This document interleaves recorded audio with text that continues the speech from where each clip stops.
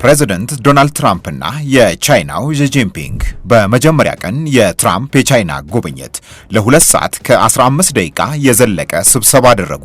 የቻይናው ፕሬዚዳንት ዢ ጂንፒንግ ቻይናና አሜሪካ አጋር እንጂ እርስ በርስ ተቀናቃኝ መሆን የለባቸውም አሉ። በሌላ በኩል አሜሪካ የታይዋንን ጉዳይ የቻይናን ፍላጎት ተረድታ ነገሩን በወጉ ካልያዘችው ወደ አለመግባባት ከዛም ተሻግረው ወደ ግጭት ውስጥ እንደሚያስገባን እወቁት ብሏቸዋል ፕሬዚዳንት ትራምፕን። ፕሬዚዳንት ፒንግ ይህንን ለትራምፕ መናገራቸውን የቻይናውን የውጭ ጉዳይ ሚኒስቴር መስሪያ ቤት ጠቅሶ ኤንቢሲ ኒውስ ዘግቧል።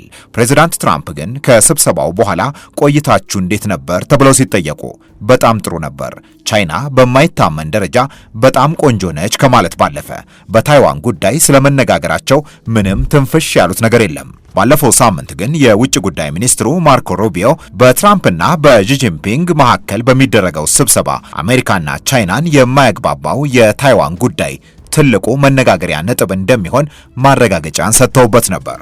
የፕሬዚዳንት ትራምፕ የቻይና ጉብኝት በጎርጎሮሳውያኑ 2017 ራሳቸው በመጀመሪያ የፕሬዚዳንትነት ዘመናቸው ከ9 ዓመት በኋላ የአሜሪካ ፕሬዚዳንት ያደረገው ጉብኝት ነው።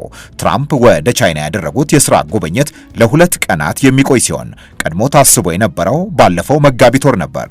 ግን የእስራኤል አሜሪካና ኢራን ጦርነት ተጀመረና ጉዞው እንዲሰረዝ ምክንያት ሆነ። ቻይና የግዛት አካሌ ነች በምትላት ታይዋን ጉዳይ ለሚመጣባት ቁጡ ነች። በትራምፕ የቤጂንግ ጉብኝት ወቅትም ትልቁ የመነጋገሪያው ጉዳይ ይኸው የታይዋን የቻይና የግዛት አካል መሆን አለመሆን ሊሆን እንደሚችል ቀድሞ ተነግሯል። ከዛም በላይ ቤጂንግ አሜሪካ ለታይዋን የጦር መሳሪያ መሸጧን እንድታቆምም ፍላጎት እንዳላት ተነግሯል። በአሜሪካ በኩል የኢራኑ ጦርነት መቋጫ አግኝቶ የሆርሙዝ ሰርጥ ክፍት እንዲሆን ቻይና በኢራን ላይ ግፊት እንድታሳድር እንድታግዛት ፍላጎት አላት ተብሏል። ምንም እንኳን ትራምፕ የኢራኑን ጦርነት ለማስቆም ሰርጡንም ለማስከፈት የቻይናንም የማንንም እገዛ አንፈልግም ሲሉ ቢቆዩም የአሜሪካው የውጭ ጉዳይ ሚኒስትር ማርኮ ሩቢዮ ግን ከሰሞኑ የኢራኑ ጦርነት እንዲያበቃ ቻይና ትልቅ ድርሻ እንዲኖራት አሜሪካ ትፈልጋለች ብለው ነበር። በትራምፕ ጉብኝት ወቅትም ኢራን በሰርጡ እያደረገች ካለችው ተጽዕኖና ጫና እንድትወጣ ቻይና ግፊት እንድታደርግ የማሳመን ስራ ይሰራል ብለው ተናግረዋል።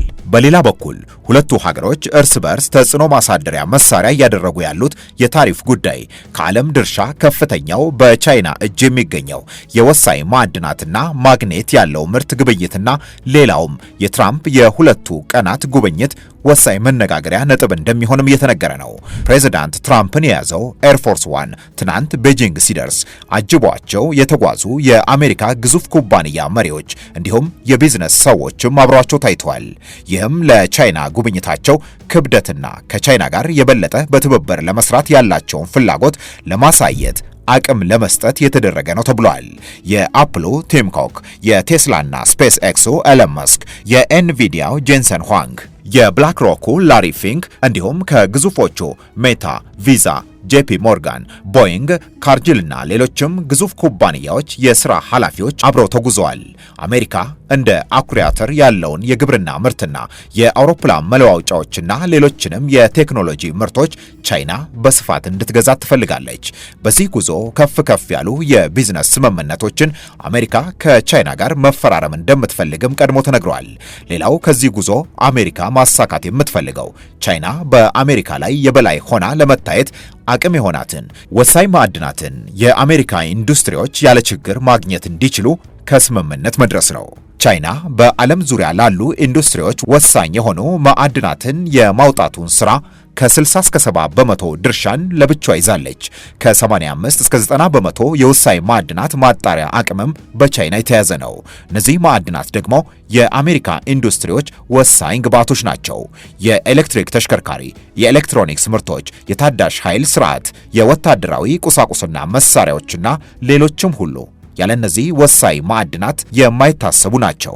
አሜሪካ በቻይና ላይ የ145% ታሪፍ ለመጣል በወሰነች ጊዜም ቻይና ማስፈራሪያ አድርጋ የአሜሪካንን ሐሳብ ያስቀየረችውም ይህንኑ ወሳኝ ማዕድን ተጠቅማ መሆኑ ይነገራል። በጉዳዩ ዙሪያ ትንታኔን የሚያቀርቡ ባለሙያዎች ከሁሉም ምጣኔ ሀብታዊ፣ ፖለቲካዊና ሌሎችም ድርድሮች ጀርባ የታይዋን ጉዳይና የኢራኑ ጦርነት ዙሪያ አሜሪካና ቻይና የሚኖራቸው አቋም ግን የሁሉም ንግግር ዋነኛው ማሰሪያ ነጥብ ይሆናል እያሉ ነው።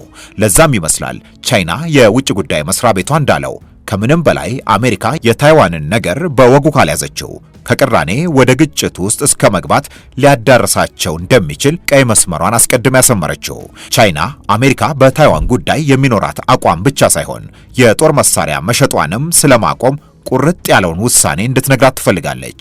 ከምንም በላይ ፕሬዝዳንት ትራምፕ የቢዝነስ ስምምነትን ስለማሳካት ቅድሚያ ይሰጣሉ የሚሉ ትንታኔ አቅራቢዎች አሜሪካ ሌሎች ፍላጎቶቿን ማሳካት ከቻለች ትራምፕ የታይዋንን ጉዳይ ለማለዘብ ላይቸገሩ ይችላሉ። የቻይና ጉዟቸውን ሲያደርጉም ይህንኑ በደንብ አስበውበት ነው እያሉ ነው።